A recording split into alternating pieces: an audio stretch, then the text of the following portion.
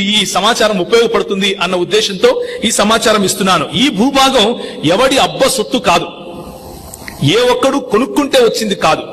ఈ భూభాగంలో స్థానికులంగా మనం ఉన్నాం. మన పైన రాజ్యం చేయటం కోసం వచ్చిన వాళ్ళ గురించి నేను చెప్తున్నాను.